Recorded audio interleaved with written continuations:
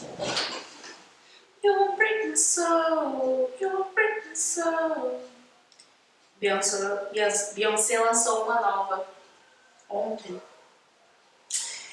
E ela agora quer que a gente tudo pede demissão no emprego. Crise capitalismo. Nada a ver com o vídeo de hoje, porém, olá! Tudo bem com vocês? Bem-vindos novamente a este canal, onde a gente troca muita experiência científica, onde a gente fala sobre cultura pop. Hoje a gente falou sobre Beyoncé. Começamos falando sobre Beyoncé e seu novo single, mas não tem nada a ver com o vídeo de hoje. Mas o que é isso você veio pela Beyoncé? E dentro disso eu vim aqui então compartilhar um pouco mais sobre o conhecimento científico de uma forma diferente no vídeo de hoje. Por isso eu já começo o vídeo te perguntando se você sabe qual é a importância do sequenciamento do genoma do coronavírus para entender melhor a sua ação. Não sabe? Pois agora você vai saber. Referências. Referências de memes também, a gente tem bastante referência de meme aqui nesse canal. Antes de mais nada, antes que você se assuste com palavras difíceis, eu venho aqui falar que você está no arquivo confidencial. Ô louco, meu! Tô brincando, ainda não. Mas você está no Quem é este pesquisador? Nesse quadro a gente vai falar um pouco sobre alguns pesquisadores, como agem, onde vivem, o que fazem, o que comem. Se comem, né? Com certeza vão tomar bastante café e choram.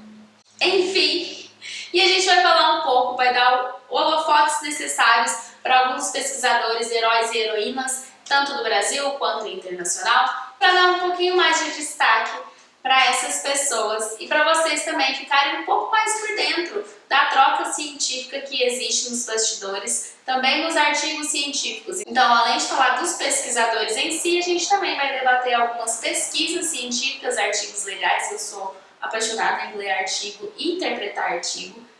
Fazer artigo já é outra coisa, mas ler e interpretar artigo eu gosto bastante. Com esse quadro eu quero mostrar para vocês que a ciência não morde, a não ser que seja para gerar dado.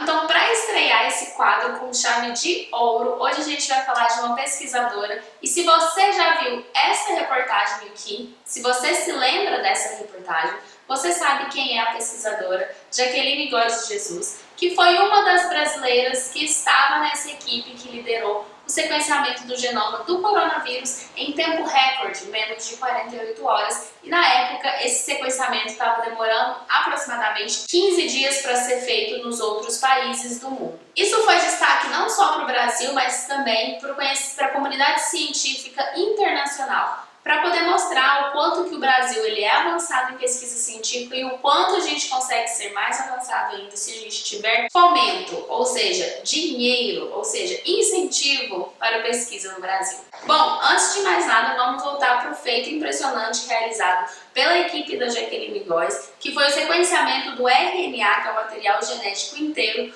do coronavírus em menos de 48 horas. Você deve estar se perguntando, mas como isso foi possível? E o meu papel é vir explicar para vocês o que foi realizado e o que foi feito a partir desse sequenciamento. Qual foi o objetivo desse sequenciamento inteiro do RNA do coronavírus. O artigo que resume tudo isso foi publicado na revista do Instituto de Medicina Tropical de São Paulo e tem como título Importação e Transmissão Local Precoce de Covid-19 no Brasil 2020.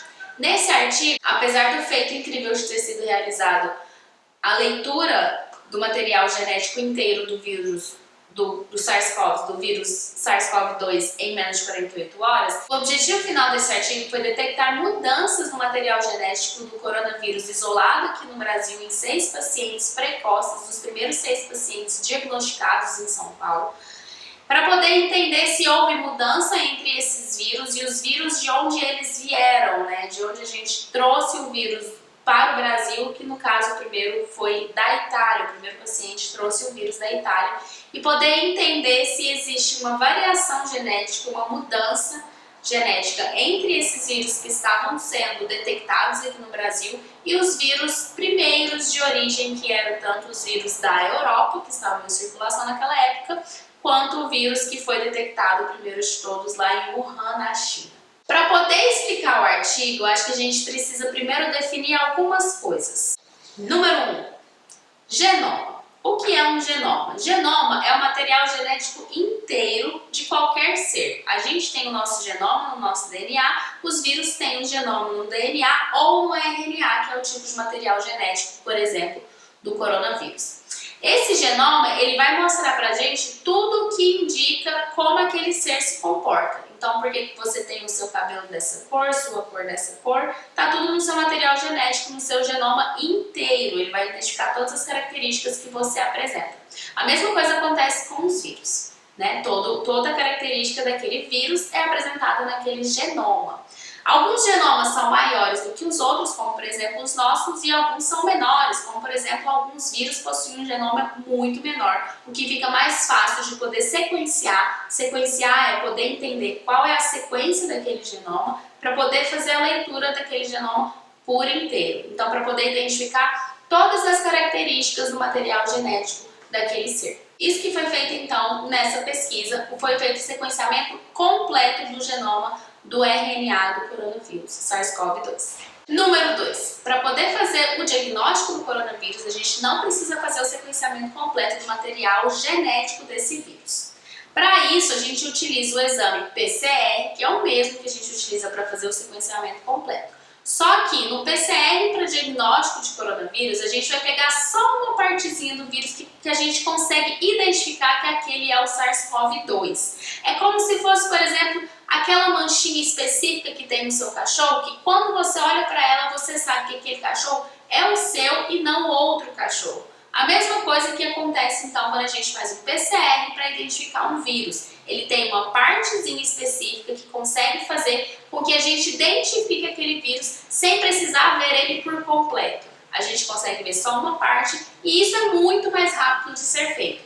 Então, o sequenciamento completo que a pesquisadora Jacqueline Góes utilizou para poder fazer a comparação com outros vírus de coronavírus em outros lugares, não é o sequenciamento que a gente utiliza para fazer o diagnóstico, como se ele fosse um pouco mais do que isso. Por isso que ele às vezes demora um pouco mais, mas no caso da pesquisadora eles tiveram esse sequenciamento em tempo recorde, em um tempo muito rápido. Bom, então dito isso, por que a pesquisadora e sua equipe, que contou com a equipe tanto do Instituto Adolfo Lutz quanto da Universidade de São Paulo e entre outras instituições, por que essa equipe quis descobrir o sequenciamento completo do coronavírus naquela época? Qual que era a motivação dessa equipe para poder descobrir o material genético inteiro daqueles vírus isolados dos 6 pacientes primeiro diagnosticados com coronavírus em São Paulo? Bom, a equipe utilizou de uma técnica que inclusive foi descrita no artigo